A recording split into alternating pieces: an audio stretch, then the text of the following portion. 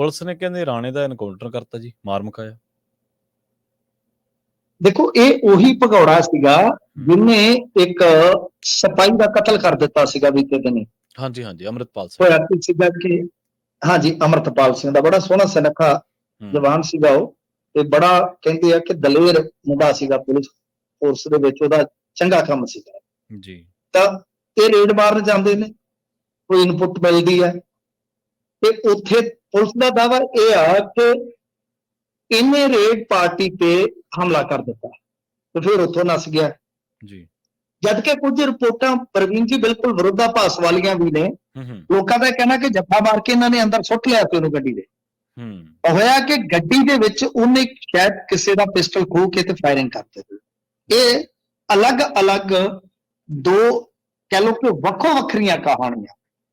ਇੱਕ ਤਾਂ ਇਹ ਕਿਹਾ ਜਾ ਰਿਹਾ ਵਾ ਕਿ ਦੇਖੋ ਕਿ ਉਹਨੇ ਰੇਡ ਪਾਰਟੀ ਤੇ ਫਾਇਰਿੰਗ ਖੋਲ ਦਿੱਤੀ। ਹਾਂਜੀ। ਦੂਜਾ ਇਹ ਆ ਕਿ ਰੇਡ ਪਾਰਟੀ ਨੂੰ ਉਸਨੂੰ ਫੜ ਲਿਆ ਤੇ ਦੌਰਾਨੇ ਹਿਰਾਸਤ ਉਸ ਦਾ ਕਿਤੇ ਫੌ ਪੈ ਗਿਆ ਤੇ ਉਹਨੇ ਖੋਹ ਕੇ ਅਸਲਾ ਇਹਨਾਂ ਤੇ ਨੱਪਤਾ ਤੇ ਜਦੋਂ ਇਸ ਮੁੰਡੇ ਦੇ ਛਾਤੀ 'ਚ ਫੈਰ ਵੱਜ ਗਿਆ ਜੀ, ਇਹਨਾਂ ਦੇ ਭਾਦੀਆਂ ਬਣ ਗਈਆਂ। ਉਹ ਮਾਨਤੀ ਦੇ ਉੱਥੋਂ ਖਿਸਕ ਜਾਂਦਾ।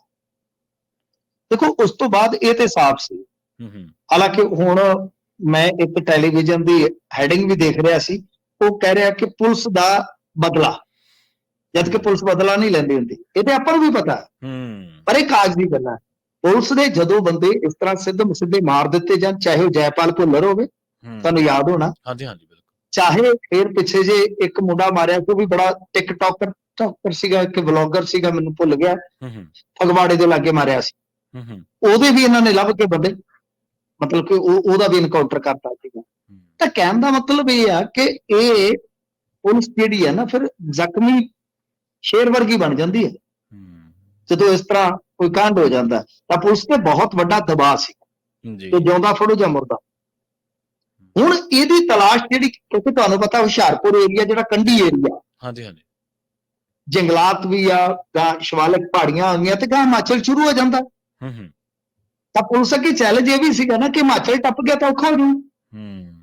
ਇਹ ਫਿਰ ਹਿਸਾਬ ਲਾ ਲਓ ਕਈ ਥਾਣਿਆਂ ਦੀ, ਜਾਂ ਹੋ ਸਕਦਾ ਕੋਈ ਹੋਰ ਵੀ ਆਸੇ-ਪਾਸੇ ਜ਼ਿਲ੍ਹੇ ਦੇ ਵਿੱਚ ਪੁਲਿਸ ਹੋਵੇ, ਇਹਨਾਂ ਨੇ ਫਿਰ ਜੰਗਲ ਬੇਲੇ ਹੰਡੇ ਨੇ ਜੀ, ਹੰਡ ਕੇ।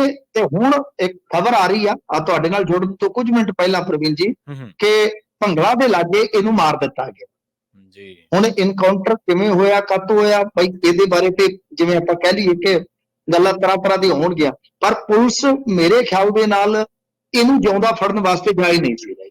ਹਿਸਾਬ ਸੀ ਕਿਉਂਕਿ ਪੁਲਿਸ ਫੋਰਸ ਦੇ ਵਿੱਚ ਬਹੁਤ ਜ਼ਿਆਦਾ ਗੁੱਸਾ ਸੀਗਾ।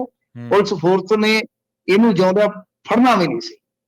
ਇਸ ਕਰਕੇ ਹੁਣ ਤੁਸੀਂ ਦੇਖੋ, ਗੱਲ ਤੇ ਇਹ ਹੈ ਨਾ ਕਿ ਕਿਸੇ ਆਮ ਆਦਮੀ ਨੇ ਵੀ, ਯਾਨੀ ਸਮਾਜ ਦੇ ਵਿੱਚੋਂ ਕਿਸੇ ਨੇ ਆਵਾਜ਼ ਵੀ ਨਹੀਂ ਚੁੱਕਣੀ ਹੁਣ।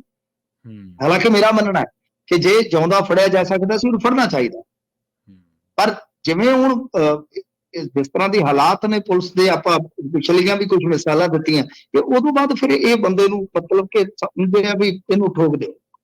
ਕਿਉਂਕਿ ਜਨਤਾ ਦੀ ਹਮਦਰਦੀ ਪੁਲਿਸ ਦੇ ਨਾਲ ਹੁੰਦੀ ਹੈ ਤੇ ਫਿਰ ਤੁਹਾਨੂੰ ਪਤਾ ਸਰਕਾਰ ਤੇ ਵੀ ਦਬਾਅ ਹੁੰਦਾ ਕਿ ਬਾਈ ਬੰਦੇ ਮਰ ਰਹੇ ਨੇ ਸਾਡੇ, ਅਸੀਂ ਕੀ ਕਰੀਏ। ਪੁਲਿਸ ਦਾ ਅੰਦਰੂਨੀ ਦਬਾਅ ਵੀ ਆ ਨਾ।